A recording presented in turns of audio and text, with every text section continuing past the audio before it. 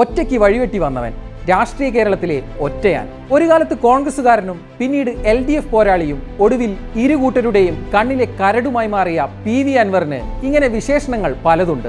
എന്നാൽ നിലമ്പൂരിൽ വരുത്തിവെച്ച ഉപതെരഞ്ഞെടുപ്പ് അൻവറിന്റെ രാഷ്ട്രീയ ഭാവി തന്നെ ഇല്ലാതാക്കുമെന്ന് പലരും കരുതി. നാടകാന്ത്യം UDFും കൈവിട്ടതോടെ അൻവറിന് ഇനി പിടിവള്ളിയില്ലെന്ന് രാഷ്ട്രീയ വിദഗ്ധരും വിധിയെഴുതി.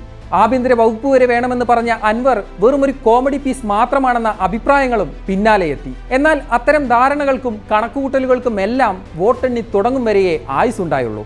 വീരവാദം പറയുക മാത്രമല്ല, ഒരു പരിധിവരെ അത് നടത്തി കാണിക്കാനാകുമെന്നും അൻവർ തെളിയിച്ചിരിക്കുന്നു. ജയം ഷൗക്കത്തിനാണെങ്കിലും നിലമ്പൂരിലെ ഡിസൈഡർ അത് അൻവറായിരുന്നു. എന്തൊക്കെ പറഞ്ഞാലും ആത്യന്തികമായി തിരഞ്ഞെടുപ്പിൽ തോൽവി തന്നെയാണ്. എന്നാൽ രണ്ട് പ്രബല മുന്നണികൾക്കെതിരെ അവരുടെ ഏറ്റവും വലിയ ശത്രു ഒരു സ്വതന്ത്രനായി മത്സരിച്ച് 20,000-ഓളം വോട്ട് പിടിച്ചത് ഒട്ടും ചെറിയ കാര്യമല്ല.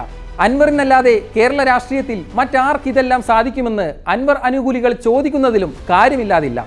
ഷൗക്കത്ത് നിലമ്പൂരിൽ MLA ആകുന്നത് തടയാൻ സാധിച്ചില്ലെങ്കിലും LDFന്റെ പരാജയത്തിന് കാരണക്കാരനായി എന്നത് അൻവറിന് രാഷ്ട്രീയ വിജയം തന്നെയാണ്.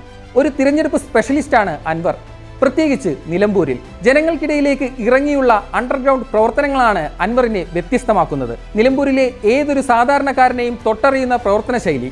7 പഞ്ചായത്തുകളിലും നിലമ്പൂർ മുനിസിപ്പാലിറ്റിയിലും പ്രതീക്ഷിച്ച വോട്ടുകൾ അൻവറിന് കൃത്യമായി പെട്ടിയിലാക്കാൻ കഴിഞ്ഞതും അതുകൊണ്ടാണ്. അൻവറിന്റെ ഭാഷയിൽ പറഞ്ഞാൽ നടന്നു നേടിയ പിന്തുണയാണ് അദ്ദേഹത്തിന്റെ വോട്ടുകളുടെ സ്രോതസ്.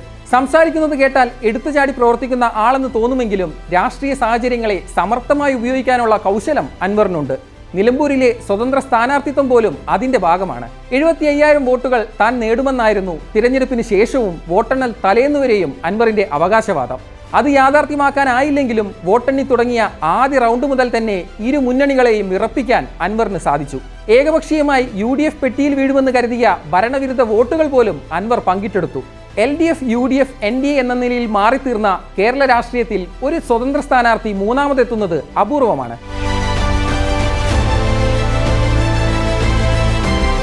BJP സ്ഥാനാർത്ഥിയെ പിന്തള്ളിയാണ് അൻവർ മൂന്നാമതെത്തുന്നത്. അൻവർ പിടിച്ചതിന്റെ പകുതി വോട്ടുകൾ പോലും BJP സ്ഥാനാർത്ഥിക്ക് ലഭിച്ചില്ല എന്നതും ശ്രദ്ധേയമാണ്. ഷൗക്കത്തിന് ലഭിച്ച ഭൂരിപക്ഷത്തേക്കാൾ 1.5 ഇരട്ടിയിലേറെ വോട്ട് പിടിക്കാനായതും അൻവറിന്റെ നേട്ടമാണ്. വിധിയെഴുത്തിൽ 3ാം സ്ഥാനത്താണെങ്കിലും അൻവർ പിടിച്ച വോട്ടുകൾക്ക് ജയത്തോളം പോന്ന മൂല്യമുണ്ട്. മണ്ഡലത്തിൽ അൻവറിനുള്ള ജനകീയതയാണ് ഇതിലൂടെ വെളിവാകുന്നത്. 2011 ഏറനാട് നിയമസഭാ മണ്ഡലത്തിലും 2014 വയനാട് ലോക്സഭാ മണ്ഡലത്തിലും മത്സരിക്കുമ്പോൾ അൻവർ ഒരു ജനപ്രിയനേ ആയിരുന്നില്ല. പക്ഷേ അൻവർ പിടിച്ച വോട്ടിന്റെ കണക്കെടുത്താൽ ആരായാലും സംശയിച്ചു പോകും, ഇയാൾക്ക് എങ്ങനെ ഇത്ര വോട്ട് കിട്ടിയെന്ന്. രണ്ടിടത്തും സ്വതന്ത്രനായി മത്സരിച്ച് അൻവർ പിടിച്ചതാകട്ടെ 2ാം സ്ഥാനം. അൻവറിന്റെ ആ കരുത്ത് തിരിച്ചറിഞ്ഞാണ് പിന്നീട് LDF അദ്ദേഹത്തെ ഒപ്പം കൂട്ടിയത്. 2021 നിലമ്പൂരിൽ ജനകീയനായ VV പ്രകാശിനെ പോലും തോൽപ്പിക്കാനായത് അൻവറിന്റെ ജനകീയൻ എന്ന ഇമേജ് ഒന്നുകൊണ്ട് മാത്രമാണ്. നിലമ്പൂരിൽ തനിക്കുള്ള ആ സ്വാധീനം നന്നായി അറിയാവുന്നത് കൊണ്ട് തന്നെയാണ് UDF വാതിലടച്ചിട്ടും സ്വതന്ത്രനായി പോരാട്ടത്തിനിറങ്ങാൻ അൻവറിന് ധൈര്യം നൽകിയത്. ആര്യാടൻ ജയം ഉറപ്പിച്ചെന്ന് കണ്ടതോടെ അൻവർ കൂടെയുണ്ടായിരുന്നെങ്കിൽ ഫലം നന്നായേനെ എന്ന KPCC അധ്യക്ഷന്റെ വാക്കുകൾക്ക് പോലും സമീപകാല ഭാവിയിൽ പല മാനങ്ങളുമുണ്ട്. 10 മാസങ്ങൾക്കപ്പുറം നിയമസഭാ തിരഞ്ഞെടുപ്പ് നടക്കാനിരിക്കെ പിണറായിയുടെ നേതൃത്വത്തിനെതിരെ, അൻവറിന്റെ ഭാഷയിൽ പറഞ്ഞാൽ പിണറായിസത്തിനെതിരെ ഏറ്റവും വലിയ വിമർശകനായി മുന്നോട്ട് വന്ന അൻവറിനെ വല്ലാതെ പിണക്കുന്നത് വലിയ നഷ്ടമാണെന്ന ബോധ്യം UDFനുണ്ട്. 3ാം LDF സർക്കാരിനെ എന്തു വില കൊടുത്തും തടയാനിറങ്ങിയ അൻവറിന് മുന്നിൽ കൊട്ടിയടച്ച വാതിൽ തുറക്കാൻ UDFന് അധിക സമയം വേണ്ടിവരില്ല എന്നതിലേക്കാണ് കാര്യങ്ങളുടെ പോക്ക്. പ്രത്യേകിച്ച് തന്റെ ശക്തി എന്താണെന്ന് നിലമ്പൂരിൽ അൻവർ തെളിയിച്ച സാഹചര്യത്തിൽ. തന്നെ എഴുതി തള്ളിയവർക്ക് മുന്നിൽ സ്വതന്ത്രനായി മത്സരിച്ച് അൻവർ ഞെട്ടിക്കുന്നത് ഇതാദ്യമല്ല. നേരത്തെ പറഞ്ഞ 2011 നിയമസഭാ തിരഞ്ഞെടുപ്പ് മുതൽ തുടങ്ങുന്നതാണ് ആ ചരിത്രം. ഏറനാട് മണ്ഡലത്തിൽ അന്ന് LDFന്റെ ഔദ്യോഗിക സ്ഥാനാർത്ഥിക്കെതിരെ വിമതനായി മത്സരിച്ച് ഒടുവിൽ ഔദ്യോഗിക സ്ഥാനാർത്ഥിയെ BJPക്കും പിന്നിലാക്കി അൻവർ 2ാം സ്ഥാനം പിടിച്ചു.